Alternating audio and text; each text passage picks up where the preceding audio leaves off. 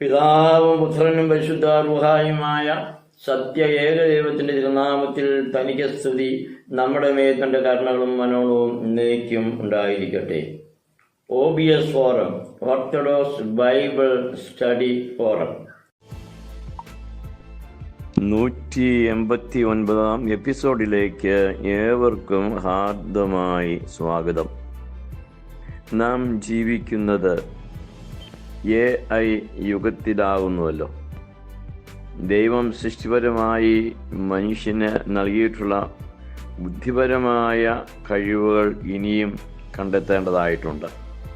Cloning ഒരു വലിയ കണ്ടുപിടുത്തമായിരുന്നു. ഇപ്പോൾ മനുഷ്യൻ ആർട്ടിഫിഷ്യൽ ഇൻ്റലിജൻസ് എന്ന അത്യാധുനിക വളർച്ച കൈവരിച്ചിരിക്കുന്നു എന്നുള്ളതും അത്ഭുതകരമാണ്. വേദപുസ്തകം ഉൽപ്പത്തി മുതൽ വെളിപാട് വരെയുള്ള പുസ്തകങ്ങളിൽ ഒട്ടനവധി പ്രവചനങ്ങൾ രേഖപ്പെടുത്തപ്പെട്ടിട്ടുണ്ട്. സ്ത്രീയുടെ സന്തതി സർപ്പത്തിൻ്റെ തല ചതയ്ക്കും എന്ന 33-ാം അധ്യായത്തിലെ പ്രവചനം യേശുക്രിസ്തുവിലേക്ക് വിരൽ ചൂണ്ടുകയായിരുന്നു. യേശു തൻ്റെ മാതാവിനെ സ്ത്രീ എന്ന് സംബോധന ചെയ്തിരിക്കുന്നതിനാൽ സ്ത്രീ കന്യാമറിയാം ആണെന്നും വ്യക്തമാക്കിയുണ്ടായി. ഇപ്രകാരം ഓരോ പ്രവചനങ്ങളും നിവൃത്തിയാകുവാനുള്ളതാകുന്നു. മനുഷ്യദേഹം, മനുഷ്യപ്രാണൻ എന്നിവയെക്കുറിച്ചും പ്രവചനങ്ങളുണ്ട്. വെളിപ്പാട് പുസ്തകം 18-ാം അധ്യായം 11 മുതൽ 14 വരെയുള്ളതായ വേദഭാഗത്ത് ഇപ്രകാരം എഴുതിയിരിക്കുന്നു: ഭൂമിയിലെ വ്യാപാരികൾ പൊന്ന്, വെള്ളി, രത്നം, മുത്ത്, നേരിയ തുണി, ധൂമ്ര വസ്ത്രം, പട്ട്, കടുംചുവപ്പ്, ചന്ദനത്തരങ്ങൾ, ആനക്കൊമ്പ് കൊണ്ടുള്ള സകലവിധ സാമാനങ്ങൾ, വിലയേറിയ മരവും പിച്ചളയും ഇരുമ്പും മർമ്മരക്കല്ലും കൊണ്ടുള്ള ഓരോ സാമാനം, ലവംഗം, ഏലം, ധൂപവർക്കം, മൂറ്, കുന്തുരുക്കം, വീഞ്ഞ്, എണ്ണ, നേരിയ മാവ്, ഗോതമ്പ്, കന്നുകാലി, ആട്, കുതിര, രഥം, മനുഷ്യദേഹം, മനുഷ്യപ്രാണൻ, എല്ലാ വിൽപ്പന വസ്തുക്കളെ കുറിച്ചും പറയുന്ന കൂട്ടത്തിൽ മനുഷ്യദേഹം, മനുഷ്യപ്രാണൻ എന്നീ ചരക്ക് ഇനി ആരും വാങ്ങായിയാൽ അവളെ ചൊല്ലി കരഞ്ഞ് ദുഃഖിക്കുന്നു എന്ന് രേഖപ്പെടുത്തിയിരിക്കുന്നു.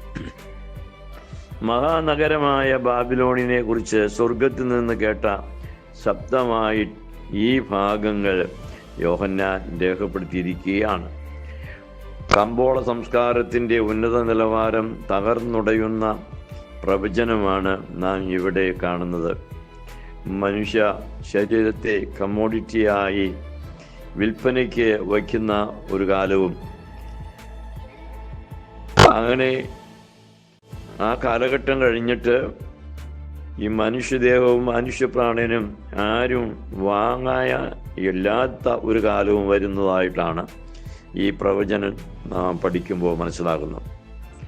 മനുഷ്യപ്രാണനും മനുഷ്യദേഹവും കമ്മോഡിറ്റിയായി മാർക്കറ്റിൽ വിൽപ്പന നടക്കുന്ന ഒരു കാലത്തെക്കുറിച്ച് ഒന്ന് ചിന്തിച്ചു നോക്കുക. മനുഷ്യൻ്റെ വസ്ത്രങ്ങൾ റെഡിമെയ്ഡായി വിൽക്കുന്നത് നമ്പർ അടിസ്ഥാനത്തിലാണെന്ന് നമുക്കെല്ലാവർക്കും അറിയാം. ഓരോ വസ്ത്രത്തിൻ്റെയും സൈസ് നോക്കി വാങ്ങുന്നത് പോലെ മനുഷ്യ ശരീരഭാഗങ്ങളും ലഭ്യമാകുന്ന ഒരു കാലം നമുക്ക് മുന്നിൽ വരുന്നുണ്ട് എന്നതാണ് ഈ പ്രവചനം കൊണ്ട് അർത്ഥമാക്കുന്നത്. അവയവങ്ങൾ മാറ്റിവെക്കുന്നത് എന്ന ഒരു വാർത്തയേ അല്ല, എന്നാൽ അതിന് പല കടമ്പകളും കടക്കേണ്ടതായിട്ടുണ്ട്. എന്നാൽ വളരെ എളുപ്പത്തിൽ റീഫിറ്റ് ചെയ്യാവുന്ന ശരീരഭാഗങ്ങൾ കമ്പോളത്തിൽ വരുവാനിരിക്കുന്നു എന്ന് ഈ പ്രവചനം സൂചിപ്പിക്കുന്നു. മനുഷ്യപ്രാണനോടുകൂടിയ ശരീരം ശാസ്ത്രീയമായി വികസിപ്പിച്ച് സാധാരണ ഒരു കമ്മോഡിറ്റി പോലെ ലഭ്യമാകുന്ന ഒരു കാലവും, അത് ആരും വാങ്ങാനില്ലാത്ത ഒരു കാലവും നമുക്ക് ഇപ്പോൾ ചിന്തിക്കുവാൻ പ്രയാസമായിരിക്കാം. എന്നാൽ ഇതെല്ലാം ദൈവം മനുഷ്യന് നൽകിയ ബുദ്ധിയുടെ നിർമ്മിതി മാത്രം ആകുന്നു എന്നതും ശാസ്ത്രീയം എന്നത് ദൈവത്തിൽ നിന്നുള്ളതാണെന്നും നാം തിരിച്ചറിയുമ്പോഴാണ് ദൈവിക നാമം അധികമായി മഹത്വപ്പെടുവാൻ സംഗതിയാകുന്നു. ശാസ്ത്രത്തിൻ്റെ ഉയർച്ചയിൽ ദൈവനാമമാണ് യഥാർത്ഥത്തിൽ മൗദ്ധ്യീകരിക്കപ്പെടുന്നത് എന്ന രഹസ്യവും നാം ഉൾക്കൊള്ളുവാൻ ആവശ്യമാണ്.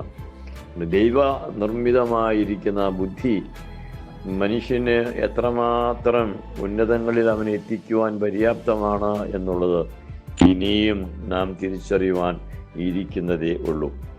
ഇപ്രകാരം ബുദ്ധിയോടും ശ്രേഷ്ഠതയോടും കൂടെ മനുഷ്യനെ ദൈവം നിർമ്മിച്ച് തന്നെ പോലെ തന്നെ തൻ്റെ ഇമേജിലും തൻ്റെ സാദൃശ്യത്തിലും മനുഷ്യനെ സൃഷ്ടിച്ചു എന്ന് പറയുമ്പോൾ മനുഷ്യനിൽ ദൈവം നൽകിയിരിക്കുന്ന അതിമഹത്തരമായ കഴിവുകൾ ഏറ്റവും ശ്രേഷ്ഠതയുള്ളതാകുന്നു എന്നത് ഇവിടെ നാം മറന്നു പോകരുത്. അതുകൊണ്ട് മനുഷ്യൻ്റെ ശരീരദേഹങ്ങൾ മാർക്കറ്റിൽ കമ്മോഡിറ്റിയായി വരുന്ന ഒരു കാലം സമീപമാകുന്നു എന്ന് ഈ വെളിപാടിലെ പ്രവചനം വ്യക്തമാക്കുന്നു. ഇത്രയും ശ്രദ്ധിച്ച ഏവർക്കും സ്നേഹവന്ദനം. തന്നെ കോട്ടച്ചൻ.